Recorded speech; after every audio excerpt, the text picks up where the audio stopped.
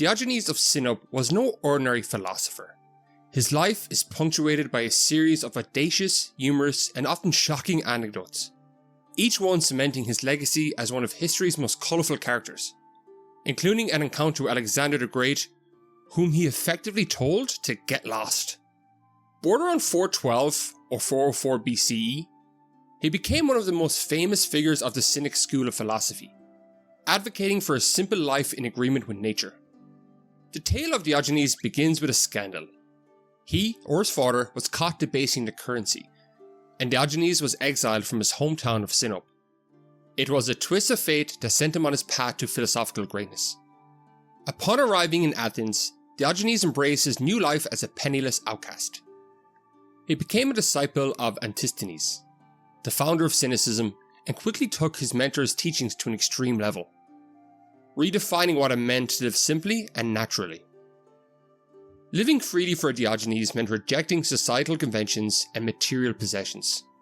He famously made his home in a large ceramic jar in the marketplace of Athens. This humble abode symbolized a rejection of materialism and social norms. Diogenes took pride in his ability to live with minimal possessions, asserting that happiness and virtue came from simplicity. His lifestyle was a stark contrast to the opulence and complexity of Athenian society, and he used his own life as a critique of the excesses he observed around him. His disdain for social conventions knew no bounds. Diogenes had a knack for making a spectacle of himself to convey his philosophical points. He was known to perform everyday activities such as eating and defecating in public. These acts were meant to demonstrate that natural behaviours should not be sources of shame. Diogenes believed that people should live in accordance with nature, free from the artificial constraints of societal norms. One of Diogenes' most famous stunts was his search for an honest man. He would wander the streets of Athens in broad daylight, holding a lantern and proclaiming, "I am looking for an honest man." This act was not only a critique of the moral corruption he saw in society, but also a demonstration of his commitment to living a life of virtue. Diogenes believed that honesty and integrity were rare virtues, and his lantern search was a humorous yet poignant reminder of that belief. One of the most famous anecdotes about Diogenes and his disdain for wealth, power, and social constructs involves his encounter with Alexander the Great. The young conqueror, having heard of Diogenes' reputation, saw him out and found him relaxing in the sunlight. Alexander, in a display of magnanimity, offered to grant Diogenes any wish he desired. Without missing a beat, Diogenes replied, "Yes, stand out of my sunlight." Diogenes knew that Alexander wasn't truly offering him a gift, but a token of supplication. And this is a perfect example of how Diogenes may have been the freest man in Greece. Not only was he capable of rejecting Alexander, but he is probably the only man in Greece who could have dismissed Alexander in such a manner and get away with it. The audacious response left Alexander taken aback, but he reportedly said, "If I were not Alexander, I would wish to be Diogenes." This encounter epitomized Diogenes' philosophy. Power and wealth were irrelevant. What mattered was living freely and in accordance with nature. Diogenes' sharp wit and fearless demeanour often led his contemporaries either in stitches or fuming.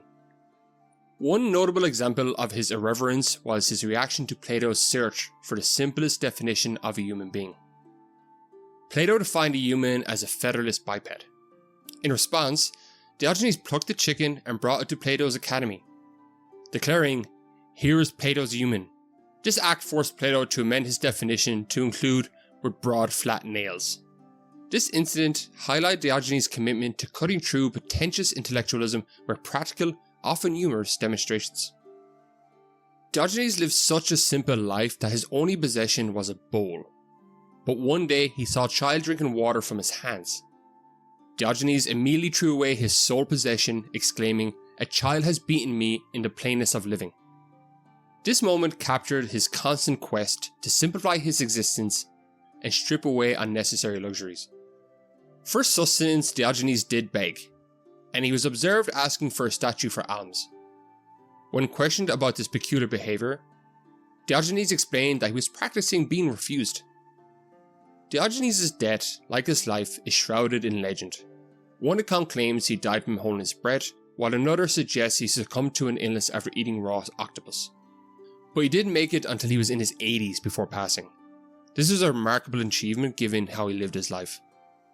Even in death, Diogenes remained committed to pillaring social constructs.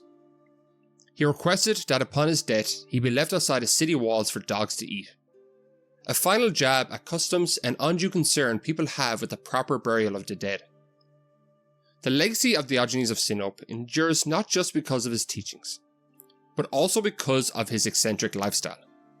His life was a testament to the power of wit, the strength of individualism, and the profound impact of living a life true to one's principles. He showed the world that philosophy was not just an abstract discipline, but a way of life. His actions, though often outrageous, were designed to provoke thought and challenge the status quo. Diogenes' influence extends beyond his lifetime, impacting future generations of philosophers. The Stoics in particular admired his commitment to virtue and simplicity. His teachings on self-sufficiency and living in accordance with nature resonated with many who sought to escape the complexities of society. His life served as a reminder that happiness and fulfillment come not from wealth or power, but from living authentically and embracing simplicity. And I personally feel that in today's more complex and chaotic world, his teachings may be more relevant than ever. And I'm fully aware of the irony of saying this as I sit in front of a dozen electronic devices. But I think we should heed Diogenes' words, getting away from it all from time to time and find some happiness in the simpler things. I hope you enjoyed this episode of The Historian. This is a brand new channel, so please let me know what you liked and what I could improve, and comment your bit of odd or lesser known history. See you next time.